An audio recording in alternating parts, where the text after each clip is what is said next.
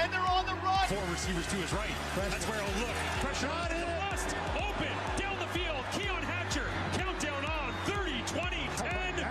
Touchdown Lions. Colaro's forced to scramble, and he's going to gun it for an open shot at the 40, 35, 30, 25. Can he get around corner 20? Dalton Schoen is going to score. Oh my goodness. It is The Breakdown, everyone. Welcome to the program. As always, brought to you by our good friends over at Fox 40. Check out Fox 40 Gear products to make your combine run smoothly. Shop whistles. I always want to say stop whistles there, as in like stop watches. Shop whistles, stop watches, ball pumps, and more. DT's favorite, the ball pumps. You can go to fox40shop.com.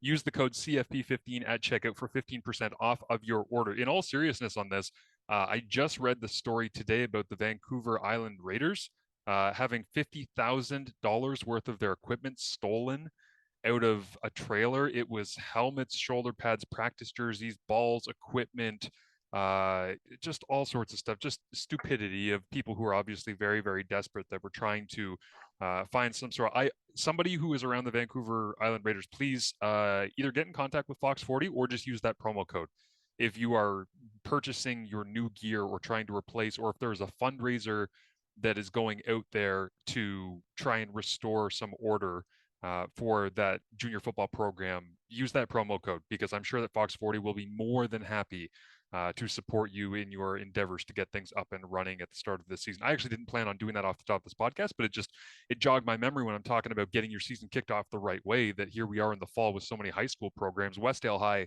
around the corner from me in Hamilton. I watched them out on their new turf field that's been being built for the last year and a half.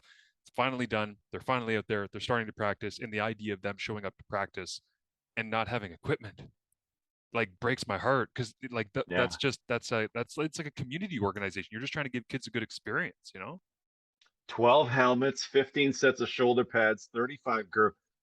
What's someone gonna do with that? Like, I saw they stole the bags that have the Raiders logos on both sides. I'm like, you're gonna, like, they probably just use them to transport stuff. But anyways, I don't want to. Yeah, I have a saying that I try to use in my day-to-day life right now, which is don't try to crawl inside the head of a crazy person. It'll make you feel crazy. I'm not going to try to figure out why this happened. I just know that that program needs some support. So if there is a GoFundMe, CFP will be happy to contribute to that in whatever way that we can. And hopefully Fox 40 will be able to give our discount. Again, CFP15 is where you can go to get all of that. We are recording this on a day in which I have some like really cool stats about the CFL that I want to tweet out, but I feel like they're just going to get buried in Queen jokes right now, because the way that social media is behaving is we're in the middle of the afternoon. I like opened Twitter, saw what happened. I was like, yeah, there's no point in trying to do anything today on social media around the Canadian. I'm glad we don't have Thursday night football right now, because that game would just get overwhelmed and buried by so many other things, because it's a big deal. 70 years in office, 96 years old. She passes away, and it's a funny one, because it feels like right now on social media, it's one of those moments in history that transcends beyond just sport or the average person or the casual or whatever. You mentioned that your wife is like deeply interested in royal stuff, and my mom is the same. She's interested. I remember when we watched the royal wedding, we're on a family trip to Myrtle Beach, and we all woke up at stupid o'clock because my mom wanted to watch these people get married with Kate. I was like, I don't care. I don't know about this stuff. Like, I'm not educated enough to have an opinion. But this is kind of the way, par for the course of how social media works these days, right? DT is everybody has an opinion.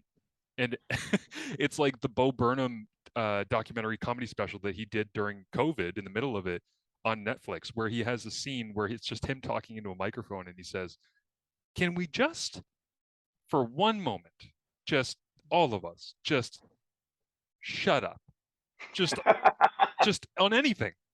On anything, at any one time, can all of us just stop, just shut up, just stop, like just stand still for a second? It's like today's a great example of where, like, nope, that's not a thing.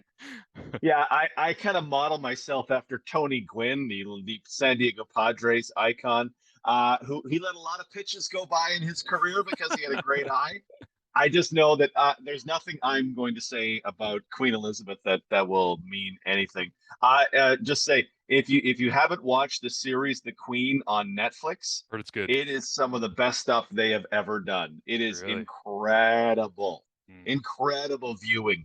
The way and the way the what now 5 seasons unfold with it becomes different actors, and you go from Claire Foy to Olivia Colman. This is this is top level television. So that's yeah, I don't think that opinion needs to be out on at DT on OB today. So I just let that pitch go by and I start tomorrow at 2-0 on the count. Yeah. I that's totally fair. But you and I were talking. I just want to mention this off the top because I like having this platform to give our honest thoughts. And sometimes we go kind of inside broadcasting. We are inevitably, as a national television broadcast on Saturday, while I'm doing Argos at Red Blacks, going to have a moment because there's going to be a ceremony, I would think, inside the stadium to recognize this, or a moment of silence before kickoff at all 4 of the games this weekend, or whatever it might be. We have a tie. We have a connection to the monarchy. Very obviously, they're on our damn money. Mm. So, like, the idea of me as a play-by-play guy, I applied my own sensibilities to this. It was like, okay, we're going to have something, and I'm going to have to segue out of that into an East Division football game in week 14 of the Canadian Football League season. And I was, as soon as I realized that I was going to have to do that, my mind just starts going, the hell am I supposed to do with that? Like, it's such a weird situation to get put in where it's like, I don't know anything. I don't have a lot of interest. I don't understand it. I'm just a football play-by-play guy, but the construct of television is you will do this thing that you are uncomfortable or that you just don't understand well enough to have an opinion on. And then we need you to get us back into the football. And it's such a funny thing that television just forces you to do that thing when you're like, I don't know. Yeah, it's entirely true. And yes, you got a couple of days to kind of bone up and pull up. When's the last time she was in Canada? When's the last time she was in Ottawa or Toronto? Who in and around the league was even born when she took over? When she took over the reins 70 years ago? Like, so stay tuned on Saturday afternoon to find out how I try to segue out of that. That's why everybody will be tuning into TSM this weekend. So exactly. There's obviously a lot of news around the Canadian Football League that we will get to, but the one that I think is most interesting this week is just as we're kind of looking around, is Garrett Marino getting released. And this has been topic of discussion throughout the league. I said when I was on Edmonton radio the other day, my opinion is probably that the league reached out to the riders and said, listen, you either do it or we do it. Because I think the league had probably had enough at this point of player safety being validated. And then that opinion that I had, which was based on nothing and no discussions with anybody in the league or insiders or any of that, I just feel like that's probably how it went down. Dave Naylor said that, yes, Randy Ambrosie had sent a memo out to teams reminding them that he is not required to rubber stamp a contract for a player if he does not, I don't know what the verbiage is, but basically if it is not something that will do the league well is kind of the overarching concept, or be looked at favorably in Randy Ambrosie, which is this overarching power that if you were giving that power to somebody like, say, Roger Goodell in the National Football League, whoa, boy, would that ever get discussed on First Take a lot. Like, that would be an incredible topic. But here in Canada, we're kind of just like, you have to use it maybe once every couple of years in order to try and protect the game from whatever you deem to be the thing that is unfavorable. My question, I guess, in this situation is, outside of the people that are in the building who were willing to look at his quality of play over the shot on Collaros at the end of the game this past week, or over breaking Masoli's leg, or over diving at Lucky Whitehead's head, or whatever it might have been, the indiscretion that is in question, is anybody upset about this? Like, because that's the thing I keep coming back to is on social media, I see the odd Riders fan who's like pissed, but it's just because they feel like their team is being attacked. I don't even think those Riders fans are actually upset about Marino himself being gone. I don't see anybody who's upset about this, really. I don't really think so, because he hasn't been an impact player like some other guys. Like, if this was AC Leonard, Anthony Lanier is having an incredible season for the Riders this year, something like that. But I have Garrett Marino tied for 15th among defensive tackles in quarterback pressures with eight in 8 games. And you go, okay, well, he's drawn a lot of holding penalties, like offensive linemen holding him to keeping him off the line. So he has some effectiveness, and he was pretty good in the game. But yeah, ultimately, there's what do you put up with for the value a guy brings? I'll put up with a lot if he brings a lot. I'm trying. I don't want to attach it with it, but an elite level quarterback, Nathan Rourke, could have been doing a lot of awful stuff off the field, and could have got a walk on that with his play, right? Like Nathan seems like nothing but a good dude, but he could have been doing a lot of awful stuff. So I don't.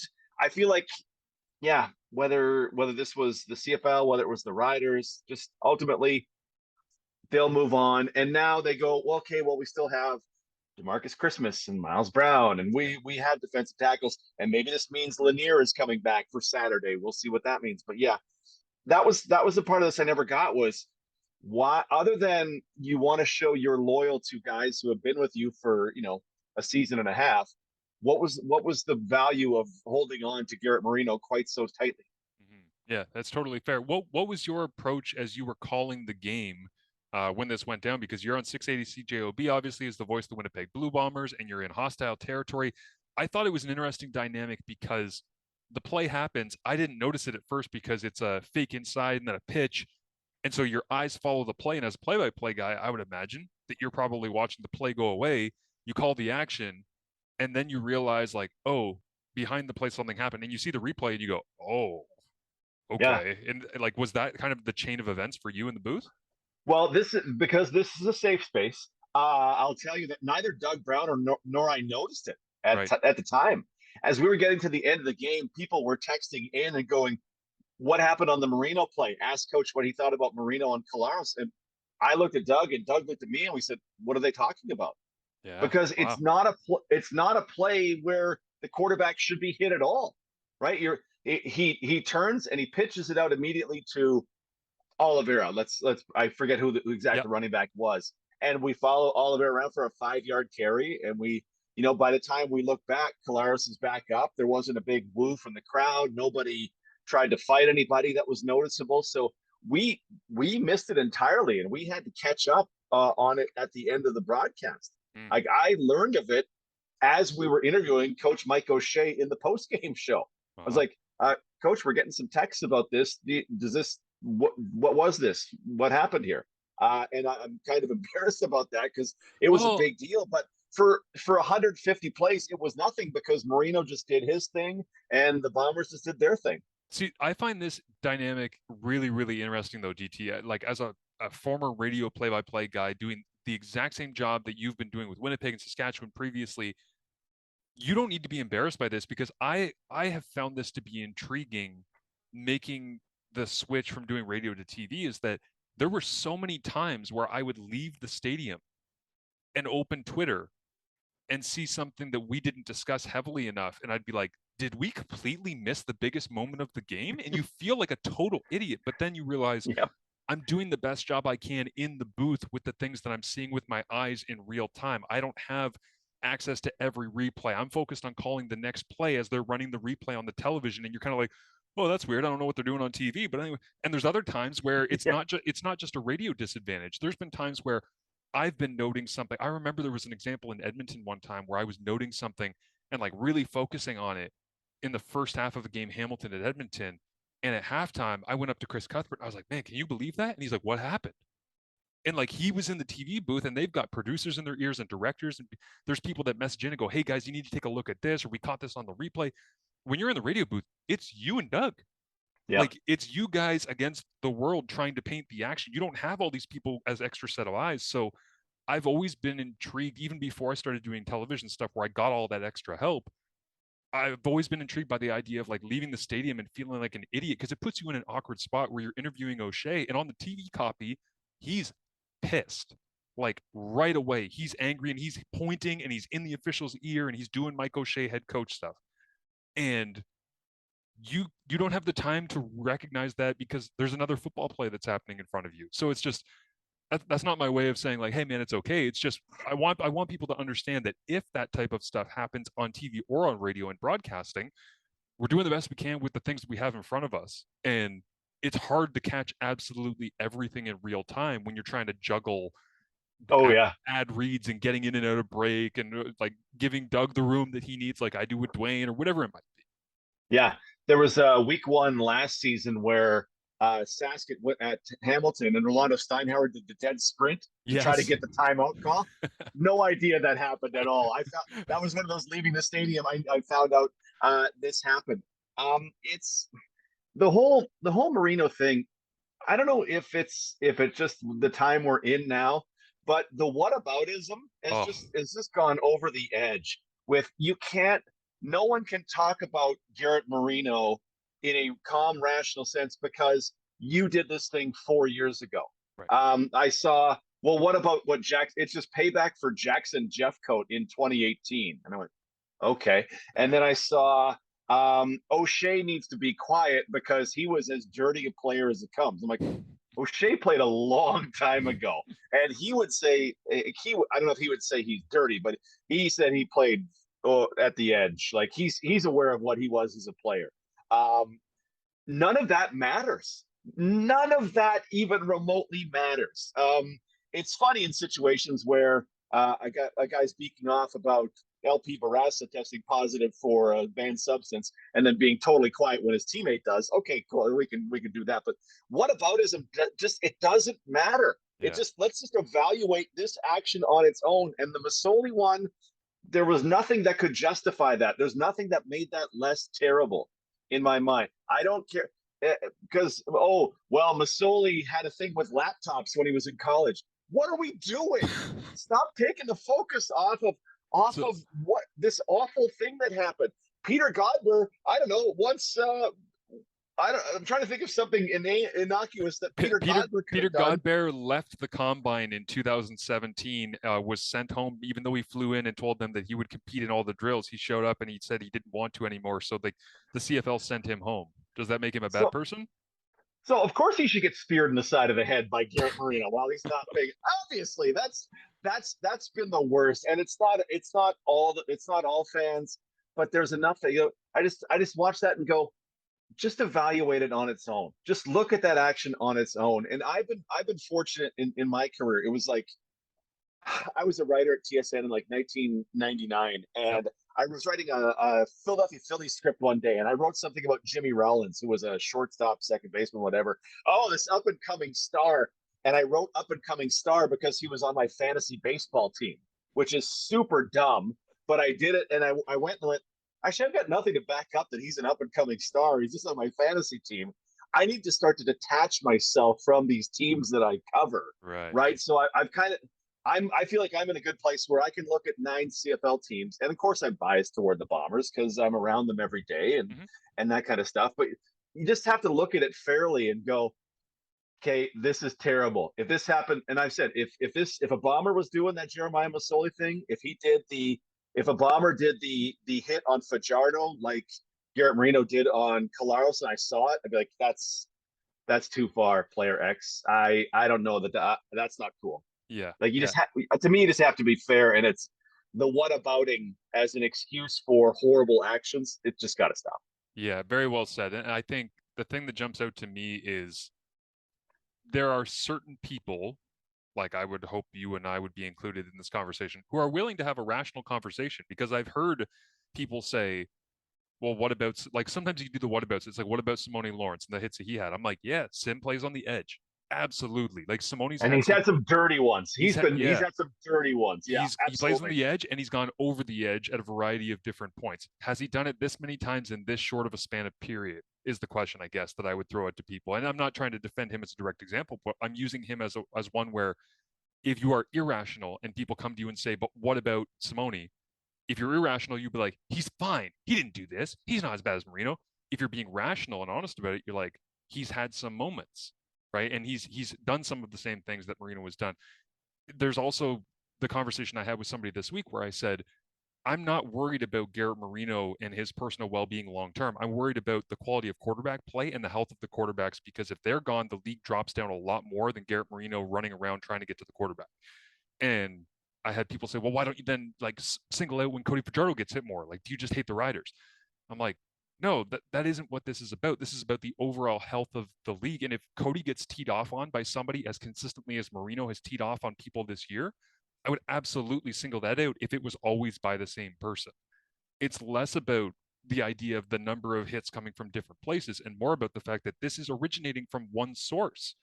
And so that one source was deemed to not be necessary for the Canadian Football League at this point. And I'll say this as well, like, not to have this be this big extrapolation of human psychology, but I think people that listen to this podcast know I'm interested in some kind of like, personal growth type stuff outside of football. And there's this concept that I learned about last year that I really think you can apply in this situation, which is called like the victim perpetrator rescuer triangle. If you were to draw it out, you draw a triangle, V, P, R in these different spots. And the classic example of this is, there's a domestic abuse situation. The victim is the woman, the perpetrator is the man, the rescuer are the police.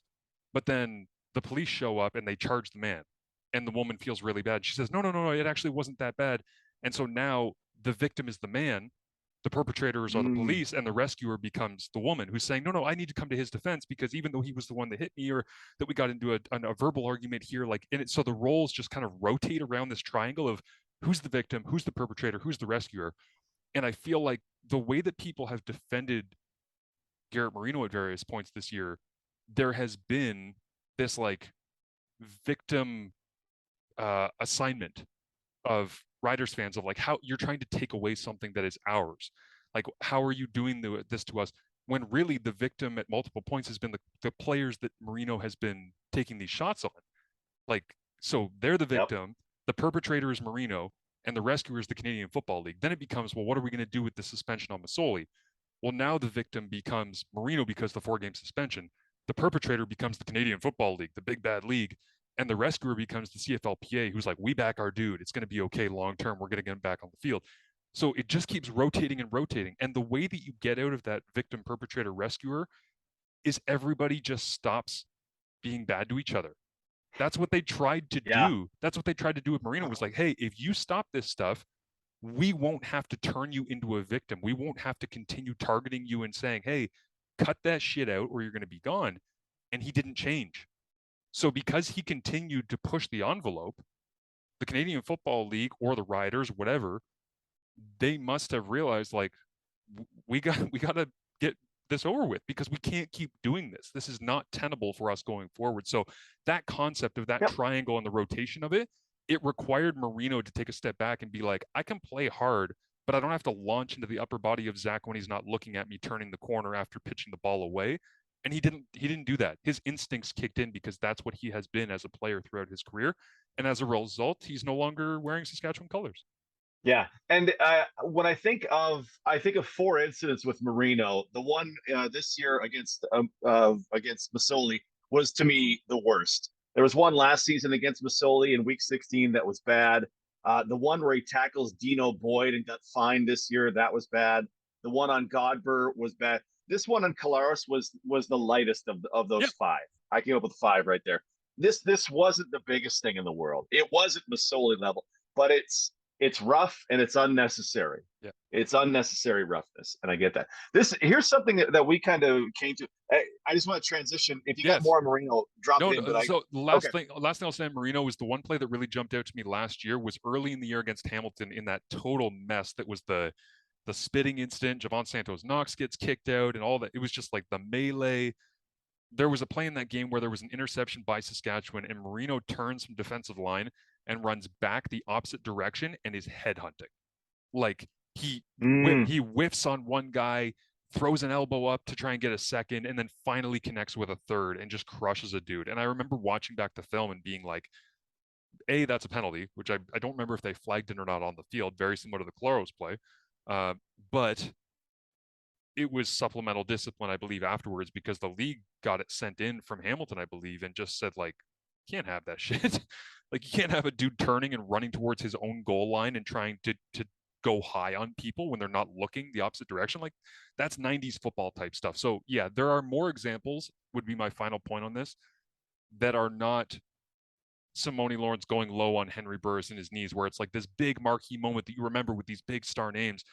In football, quite often, the way that a player gets painted, the way that Marino has around the league, yeah, it involves a couple of big plays like the Masoli stuff and the Claros this past week, but it's really about the little plays where guys are in the film room and they're watching, and once every 5-10 plays, he does something that just makes everybody in the room go, man, what is he doing? What is he doing? Like, and that's where the narrative comes from. Repeatedly going low on quarterbacks who have gotten rid of the ball. Right. Yeah. Yeah. This is a conversation we kind of bounced to after Marino is. I think most of us can accept Marino's been a pretty dirty player. And we can go back through history and go, well, I remember this guy was dirty, and man, was this cat ever dirty, and man.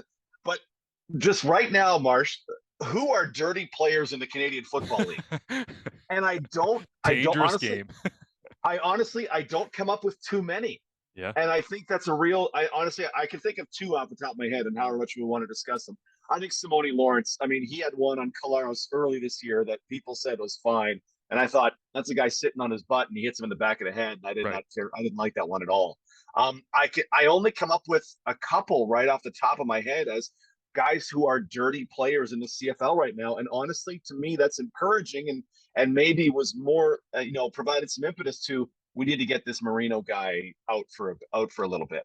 Yeah, it's interesting. I hadn't really thought it through. Like Simone, I think would be in the discussion there based on previous history, recent history. Yeah, like Duke Williams comes into it because that guy has been accused of spitting on multiple people. He took a helmet, he threw it at Shaq Richardson. Like a lot of players have spitting stories about Duke Williams in the Canadian Football League. So I think Duke has to come in there as well. These aren't crackback blocks or chopping dudes, but Duke would qualify as dirty. But I struggle. Like I can think of Nikola Kalinic would have been one, but he's in the NFL now. Nikola Kalinic was well known as being like right on the edge, and at times like the spear on Ed Gainey last year in that melee game that involved Marino cracking back, like that whole game was just a push pull of this tension of like how much can we physically dominate you. The one I would say, not this year, but in recent years, in past years, that has always taken shots that have been like, ooh, I don't know about that, especially since he got to BC in free agency, Suk Chung. Like that's when I think of offensive linemen who are playing with that nasty edge, the same way that Marino did, Suk has gone very close and at times crossing the line, I think more than people realize throughout his career. If you look at the list of times where he's been involved in supplementary discipline, and a lot of them have honestly been, he's physically dominating someone, the ball is thrown, the ball is away from the play, he finishes his block, and he basically just he's so powerful. Like he just and it's a consistent theme amongst people that we deem to be dangerous or to be too physical, is that they're just really, really, really strong. And at times that strength ends up taking hold in a way that looks violent and uncomfortable for people. As let's be real about this as well, anybody we're talking about as being like a different level of physicality, the game has dramatically changed. To your point about the idea of who is a dirty player, I think there's less of this in the game, both because of the way that they're attempting to officiate the Canadian Football League, and also because this game is attracting people who have been trained. This is like the grandfathering in of things like targeting in the NCAA, where you say, we're going to put this rule in, and it's like, well, what is it actually good for? It's good for getting people punished in the moment when they have done something that's overtly violent and like that LSU defensive lineman, the clip that went viral this past week, where LSU was playing against Florida State. He comes off the edge and his hands are at his side. He's got a body like Willie Jefferson, and he just like knucks up into the quarterback's head without ever trying to tackle him. Oh, and immediately every single person that was watching that on social was like, that's a dirty, stupid, bad play. But in the past, if it was the 90s, you'd be like, oh, you got him good. And now you see a play like that, and the general reaction is, the hell you doing? And that's the difference. That's the evolution of football. And I do think that has shifted the goalposts on the way we think about some of these players, where if you are someone who plays even remotely similar to what violence in football looked like 10, 15, 20 years ago, it doesn't seem like you are an 8 out of 10 physical, dominant, violent player anymore. You're like a 12, because so much of the sport that used to be a 6 is now a 4. And it makes everything look differently. And I'm not making the argument that people are weak and they're not interested in physicality.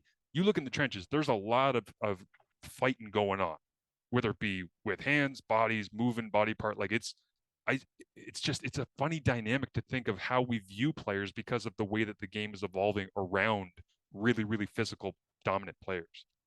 Well, it's the best players have control, right? They're violent dudes, but they have control. Like people will tell stories of Chris Van Zyl. Like Chris Van Zyl has been an elite lineman for a long time. Luke Mullender, my old radio partner, would tell a story like, I hated playing that guy so much because he would hit you on the field, and then the second the play's over, he'd be talking to you, wanting to know how your family is and stuff like that. And I'm like, that's a guy who's in control. Right. And you have to be in control. It's a violent game. And, a 240-pound fullback and a 230-pound linebacker meeting in the hole is a violent thing. Get double teaming Micah Johnson on the line of scrimmage is a violent thing. But it doesn't have to be. These guys can do this and remain in control. They can be selectively aggressive and then go, hey, now is not the time to be aggressive because it does no benefit to me. I don't have to be one of the 3 fist fights that teams pick with the Riders in 2021 for some reason. I don't have to be the guy spitting on Jake Hardy to touch this whole thing off, right? Like that doesn't have to be me. I can wait till the play goes. And the best players, and maybe it's the best organizations, have their players not do. If the Calgary Stampeders had a guy who was a serial spitter or a dirty player, for anybody listening who can tell me if there's a dirty player in the Stamps, I can't think of one immediately. But the best organizations don't appear to have this problem. Well, and I think that it's such a great point by you about organizational control, because I think that goes far beyond dirty stuff on the field. Like certain organizations, and this is very much like inside the analysis of the work that we do, but it's like if teams have to post like their participation file or different things around the league that are required on the back end, certain teams post that stuff like right after the game. Like it's done because this is the way that things are done and we are on time, and it's like army time, it's like if you're not 5 minutes early, you're late type stuff. And other teams, you get certain things significantly later in the week, or they're slower coming in, or they're more difficult, or they lie on their depth charts when we're trying to prepare for games, and you see that throughout an organization. It's like, that's what culture is. When you are willing, and again, I don't want to tie this into like big picture psychology stuff, but listen to a great podcast this week about the idea of integrity. It's like, well, what is integrity really? Integrity is when you are comfortable with yourself because you're not lying to yourself over and over and over and over and over again. Like sometimes when organizations are out of integrity with themselves, it's because they're actively trying to lie or deceive or do things behind the back of the league. Like, I don't know, extra practice roster players that are buried away somewhere in a stash house or things of that nature. It's like when you're living this kind of like sketchy backroom dealing life, you don't have integrity. And the organizations that do have integrity, and the first 2 that come to mind for me are Winnipeg and Calgary, those are the ones that seem to be on the up and up with so much of this stuff. And they are in control of their team and of the big picture. And it doesn't always show in the totals at the end of the year with penalties, but often it does. Like often it shows on the field because of the way that you run your entire organization. So I think you're right to bring up the effect of organizational control in this. Well, to your point, the Bombers have had the fewest penalties every season since 2017. And they're leading this year. So this will be 5 years in a row. They've had the fewest penalties. Discipline and the guys you choose, right? Yes. Like what's Calgary get credit for more than anybody else? No, having these great players. Oh my God, all of a sudden this receiver comes out of nowhere and now he's Markeith Ambles or he's Markin Michelle came out of nowhere. Now he's because they went and picked those guys and they conditioned them over a couple of years on practice roster, leaking into games and stuff like that. And it really feels like they had it.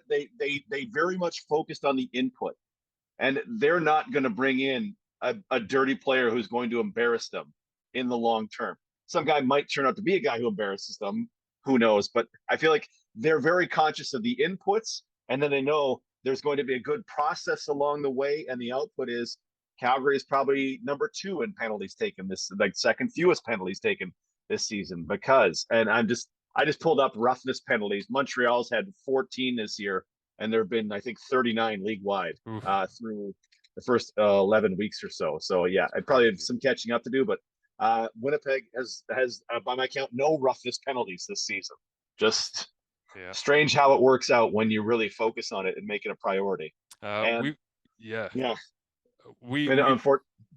Go ahead, Marsh. No, I was just going to say, we've talked a lot of big picture stuff on this. I just want to squeeze in here a statistic on the way out for people because we're up against it with the clock. But I was looking around today for fun, and I saw that there are 25 passing attempts for Dalton Schoen of Winnipeg, Darvin Adams of Ottawa, and Gino Lewis of Montreal. They lead the league in terms of deep targets, 20 yards or more. I just want to leave this little tidbit with you as Montreal gets set to take on BC on Friday Night Football to kick off Week 14. Completion percentage on passes of 20 yards or more for the three guys that lead the league in attempts. Darvin Adams is catching 31% of his deep attempts. Dalton Schoen, that's about right. Dalton Schoen, 50%. Okay, pretty good. That's really good. Gino Lewis, 62.5%. Come on. Are you serious? 62.5%.